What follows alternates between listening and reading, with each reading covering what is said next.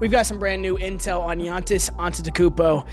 1 month after the Bucks signed Miles Turner, it seems like he's not all the way sold on the move. The clock's obviously been ticking on this, but now it's ticking faster than ever, Joel, because on August 27th, he is suiting up for Greece in a major European tournament called Eurobasket.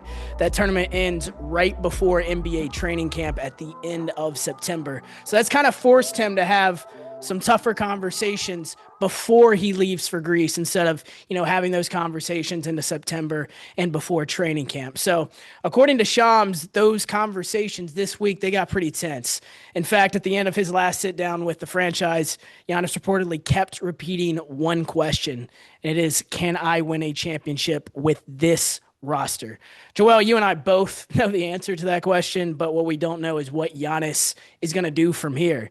So let's kind of play this out. Which of these three scenarios feels most likely to you? The first one, he starts and finishes the season with Milwaukee. He starts the season, but demands a trade at the deadline if, the record isn't up to par in February.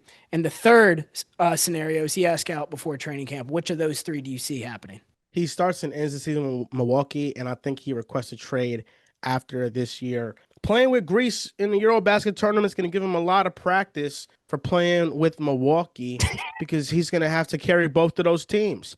Both of those rosters are terrible, and Miles Turner, bringing him in, does nothing for the Bucks in their title hopes. He's a good player, and if Dame was healthy with Miles Turner, if Dame didn't get bought out, if there's a lot of different Pandora boxes that you can open up. But then you have to get into it that Miles Turner doesn't go to the Bucks if Dame is healthy because they weren't able to waive and stretch his salary. But right now, with the current roster of Miles Turner, Kevin Porter Jr., Kyle Kuzma, and Ryan Rollins and Gary Trent, no, this team is not good enough. And I think that all offseason should have been the offseason where Giannis is requesting a trade because we all know the writing is on the wall. He shouldn't even have to ask the front office if he can win a championship in Milwaukee because the answer is no. And he knows that. And back in 2021, the answer was no if the Nets had stayed healthy too. Yeah, I'm starting to see a theme with these European players. Luka, we know his loyalty to a franchise. Obviously, he was shipped out of Dallas, but him and Nico's Harrison's relationship they were at odds for a long, long time. And Luka was willing to look over that and, finish his career in Dallas. I think Luka viewed it. He would outlast Nico Harrison. Giannis, it's a similar situation because no matter what this front office has done to mess up this roster or whatever trigger they have pulled for him, he knows deep down this roster cannot win a championship, but that European loyalty is still with him.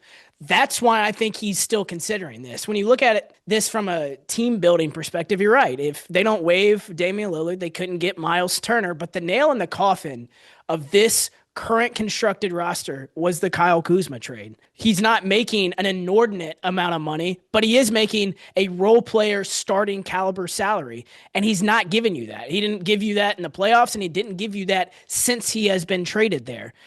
The problem with John Horst, the GM, is there's no more levers to pull. The first one was firing Bud a year after winning a championship. That did not work. The second one was moving on from Drew Holiday for Damian Lillard. That one did not work. The third one, now we're talking about trading for Kyle Kuzma in the middle of the season. That did not work, shipping out Chris Middleton. And now waiving Damian Lillard, signing Miles Turner. They just keep digging their hole and grave deeper and deeper and deeper.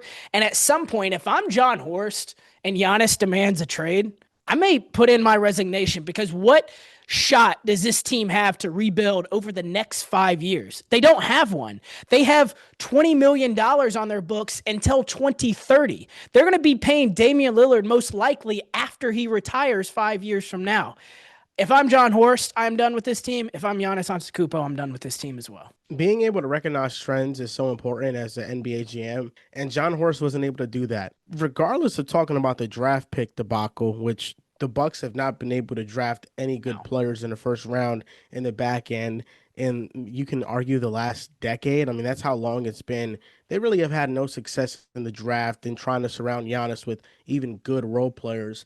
But the trend of building around a star with depth and a ton of good players because of their willingness to go star hunting and go after Dame. That sunk the franchise. They gave up all their assets to go get Damian Lillard, who's an offensive centric star, when you have a defensive oriented player. And what won them the championship in 2021 was their defensive identity.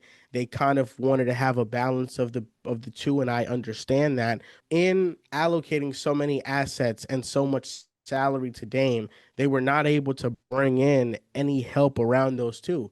And that's why the Bucks over the last couple of years with Giannis and Dame, although they have not been fully healthy in the playoffs, the roster around them has been subpar. They've been old, they've been slow, and they lacked any defensive personnel on the perimeter.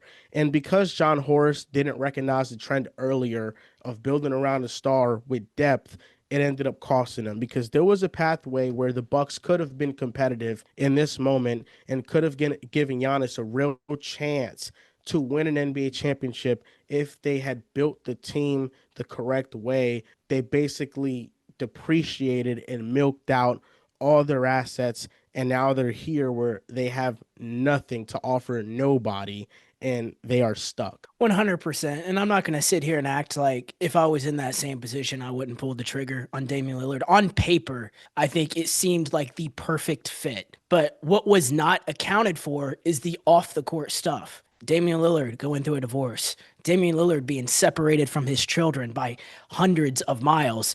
What effect would that have on him personally that would affect him on the court? I think the off the court stuff is the reason that Damian Lillard and Giannis Antetokounmpo didn't work. I remember this time last year, they were going into their second season together, and at media day in September of 2024, they asked, "Hey, how many times did, Giannis, you and Dame link up this summer?" And the answer was none. And they both tried to brush it off. There wasn't even a attempt to try to develop chemistry in the offseason last summer. So I think the off the court stuff was the ultimate downfall of those two. But you're right. They could have recognized the trend earlier. They could have made better decisions, but they pushed their chips all in for Damian Lillard. I can't say I blame them. I can't blame them either. I mean, he's an all NBA player. He's coming off a spectacular season where he was averaging 30 on insane efficiency, but that's what they have to live with now, and we'll see. I think Giannis does play the season out. Do you think he plays the season out? I do. I do. I wouldn't be surprised. I think if I had to rank them, number one would be starting and finishing the season in Milwaukee. The second one, and it's a close second for me, if they start the season 5 to 10 games under 500 and they're sitting at that in February, I wouldn't be surprised to see one of the biggest trades in NBA history happen. But let's I move out. just can't imagine like a star of his caliber getting traded in the middle of the season. Like, That's when's a the last time that that's happened? Yeah. I think Luca obviously nobody saw coming. He never hit the Yeah, market and stuff. you're right. Luca was just last year. Exactly. We didn't see that coming. That happened. This is obviously a different situation. It feels like we've seen the end for a long, long time. But because of that, is why I think this is even more likely to happen in February. The Spurs have been sitting there waiting for. We're going to talk about the Fox extension later, but there have been so many teams that have been waiting for this moment and getting their offers ready internally.